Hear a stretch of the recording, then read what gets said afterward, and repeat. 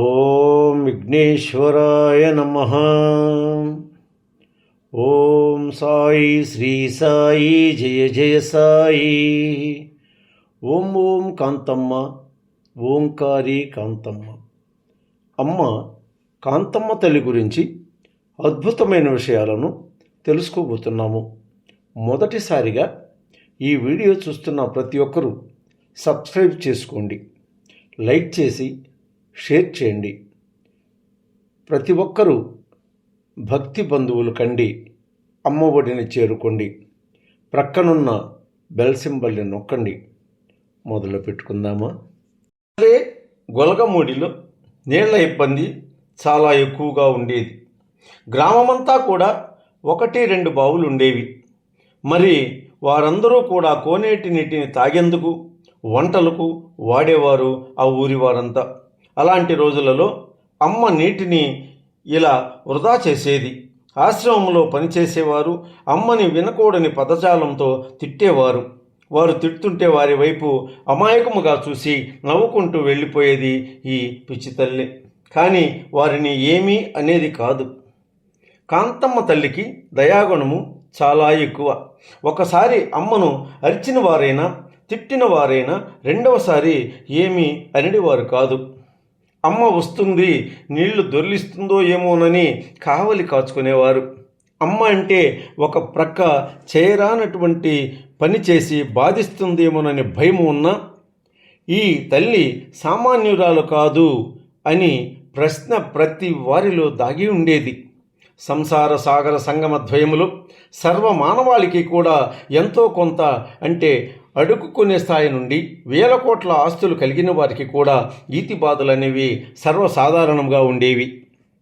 కృతయుగంలో నారాయణుడైన శ్రీ మహావిష్ణువు సైతం ఈతి బాధలు అనేవి తప్పినవా? ఉన్న అర్ధాంగిని వెతుక్కుంటూ తిరుమలకు చేరలేదా? శ్రీకృష్ణుడు సైతం ద్వాపరమందున సాత్యకి మాటకు కట్టుబడి తులాభారం ఎక్కలేదా? శ్రీరాముడు త్రేతాయుగమున సీత జాడకై కారడవులు తిరిగి లంక రావణుణ్ణి హతమార్చలేదా? కలియుగమందు శ్రీ వెంకటేశ్వరుడు తన కళ్యాణమునకు కుబేరుని ముందు చేయి చాచలేదా? దేవతలకే తప్పని ఈతి బాధలు మానవులమైన మనకు ఒక లెక్క కాదు. మానవునిగా పుట్టినవారు ఈరోజు ఈతి బాధలు అంటున్నాము. ఈ బాధతో భారత యుద్ధము జరిగినది. ఈ బాధలతోనే రామ లక్ష్మణ భరత శత్రుఘ్నులు బాధలకు గురి కాలేదా? మనము మానవులము. మనమెంత, మన బాధ ఎంత? ఆనాడు స్వార్థం ఉంది, ఈనాడు స్వార్థం ఉంది. ఆనాడు ధర్మం ఉంది, ఈనాడు ధర్మం ఉంది. ఆనాడు న్యాయం ఉంది, ఈనాడు న్యాయం ఉంది. యుగాలు మారుతున్నాయి, కానీ మిగిలినవి ఏవీ మారడం లేదు. యుగాలను పోల్చి చూస్తే ఏ యుగములో ఈతి బాధలు, బంధాలు, బాంధవ్యాలు లేకుండా లేవు. ఈరోజు ఈ బాధలు అనేవి అప్పుడు పురాణాలు, శాసనాలు, ఉపనిషత్తులు, కథలు, జీవితాల నడవడికలు గుప్తంగా ఉండేవి. కొన్ని కనిపించేవి, కొన్ని కనిపించేవి కాదు. ఏ ఈతి బాధతో హిరణ్యుడు ప్రహ్లాదుడిని తన కన్న బిడ్డ అని చూడకుండా హింసించి ఈ చిన్నపిల్లవాడిని బాధించలేదా? ఏ బాధ అయినా కూడా పెద్ద చిన్న లేదు, అందరికీ సమానమే. ఏదో ఒక టైంలో మన జీవితంలో వస్తూ పోతూ ఉంటాయి ఈ ఈతి బాధలు అనేవి. వాటిని మనం భరించరాని సమయమున ఎవరితోనో మన బాధలు చెప్పుకుంటే మనశ్శాంతి కలుగుతుందోనని కొన్ని ప్రయత్నాలు చేస్తాము.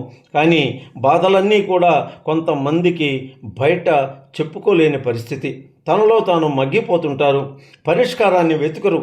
ఈతి బాధలు కొంతమందిని బలికొంటాయి, కొంతమందిని మతిస్థిమితం లేక బాధింపజేస్తాయి. ఈతి బాధలు కోట్లకు పడగలెత్తిన వారిని సైతం అనాగరికులను చేసి అంతు చెక్కని విధమున బాధిస్తాయి. ఈతి బాధలు అనేవి ఎలానోలా మన మనసులను అంధకారంలోకి లాగి మన జీవితాలను కుంగదీస్తాయో మనకే అర్థం కాదు. ఎండమావుల వలె అలుముకొని ఎడారిలో ఓడ ప్రయాణంలా అల్లుకుంటాయి మన చుట్టూ ఈ ఈతి బాధలు అనేవి. మానవులకు ఆశ అంధకారము మాత్రమే సంతరింపచేస్తుంది. కానీ ఈతి బాధ అనేది ఎన్నో విధముల ఈ కలియుగ ప్రవాహములో మానవుని తబ్బిబ్బులు చేసి మానవ సరళిని, మానవ ధర్మాన్ని, మానవ సామ్రాజ్యాన్ని తన కాలి క్రింద వేసి తొక్కుతూ ఉంటుంది. కనిపించని కరోనా వలె ఇది వినిపించని ఆయుధము.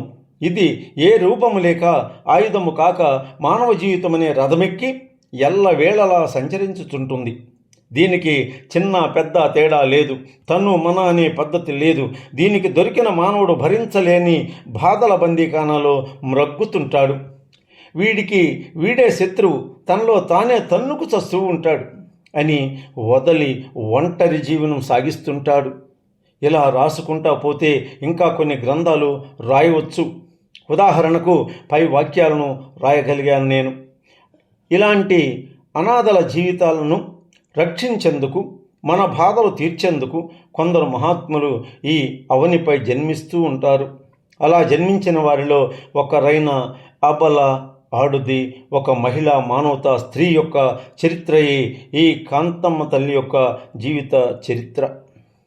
అబలగా జన్మించి అవధూతగా మారి తన దేహమునకు, తన దేహానుగ్రహమునందు ఎలాంటి దుస్తులను ధరించక తను ఒక ఆత్మత్యాగి అయ్యి ఆదిశక్తిగా అవతరించి ఎన్నో బాహటములైన పరివర్తన విధానాలను గ్రహించి నిగ్రహించి అవంతికగా ఆంబోతులు, అహంకారులు, పృథ్వీ వినాశకులు సంచరించి ఈ కలియుగ పూదోటలో ఒక మానవకంతగా, మానవ మూర్తిగా సైకోలు, మానవ మృగాలు, అహంకారులు సంచరించే ఈ కలియుగంలో ఎలా తన అవతారాన్ని సాగించిందనేది ఈ యొక్క లీలా వినోదిని యొక్క ఆట.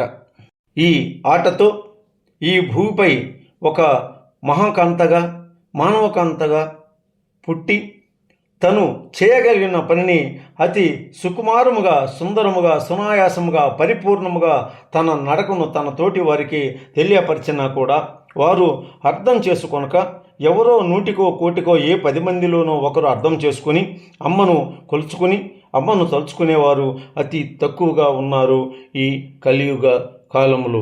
కాంతమ్మ తల్లి గురించి ఓం ఓం కాంతమ్మ ఓంకారి కాంతమ్మ, ఓం ఓం కాంతమ్మ ఓంకారి కాంతమ్మ, ఓం ఓం కాంతమ్మ ఓంకారి కాంతమ్మ, ఓం ఓం కాంతమ్మ ఓంకారి కాంతమ్మ.